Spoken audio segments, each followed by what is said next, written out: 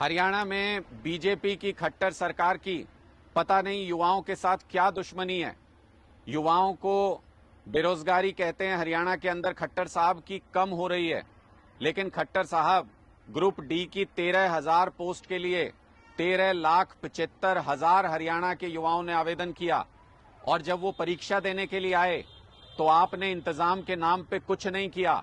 ना उन बच्चों को सेंटर तक आने के लिए बसें उपलब्ध हो पा रही हैं, ना साधन उपलब्ध हो पा रहे हैं, ना परीक्षा सेंटरों पे सही इंतजाम है, ना बच्चों के नजदीक में परीक्षा सेंटर दिए, आपने दूर दूर परीक्षा सेंटर दे दिए हैं। युवाओं को क्यों परेशान कर रहे हैं खट्टर साहब? आप तो कहते थे बेरोजगारी की दर घट गई है, फिर एक ग्रुप डी की पोस्ट के लिए 1,000 युवा क्यों आवेदन कर रहे हैं? अगर उनके पास और रोजगार के अवसर उपलब्ध होते तो वो ये आवेदन नहीं करते। आप अगर देखेंगे तो 500 रुपए आपने रजिस्ट्रेशन फीस लिया एक एक बच्चे से, सीईटी का जो भी एग्जाम दे रहे हैं। 13,75,000 बच्चों का 65 करोड़ रुपया आपने इनसे इकट्ठा किया है। जब आप इनसे दसियों करोड़ रुपया, सैकड़ों करोड़ रुपया इकट्ठा कर रहे हैं तो फिर आप इनके लिए बसों का इंतजाम क्यों नहीं कर सकते? आप इनके सेंटर पे सही व्यवस्था क्यों नहीं कर सकते?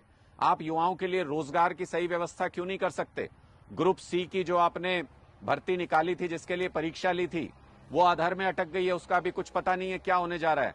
और ग्रुप डी में पूरी तरह से अव्यवस्था अभी से नजर आ रही है। पूरी परीक्षा के दौरान बच्चे बसों के इंतजार में सड़कों पर बैठे घंटों तक, बसों के ऊपर मैंने ऐसी तस्वीरें देखी जिससे बहुत दर्द होता है देख करके।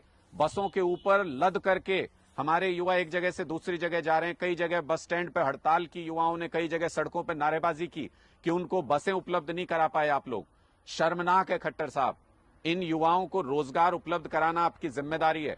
हरियाणा में इस वक्त 2 लाख सरकारी नौकरियों के पद खाली हैं और आप इन बच्चों को बरगलाना, बहकाना बंद कीजिए। ये कुछ कुछ नौकरियां निकाल के एक मुश्त 2 लाख सरकारी नौकरी निकालिए और उन पर युवाओं को भर्ती कीजिए, तभी जाके बेरोजगारी से हरियाणा को कुछ राहत मिलेगी। अगर आप इसी तरीके से अव्यवस्था और परेशान करते रहे युवाओं को, तो खट्टर साहब याद रखिए, यही युवा हैं जो आपकी सरकार को उखाड़ फेंकेंगे और अपनी नई सरकार लेकर के आएंगे, जिसको युवाओं के बारे में फिक्र हो, जिसको युवाओं के रोजगार के बारे में फिक्र हो, जिनको इन युवाओं के भविष्य के बारे में फिक्र हो।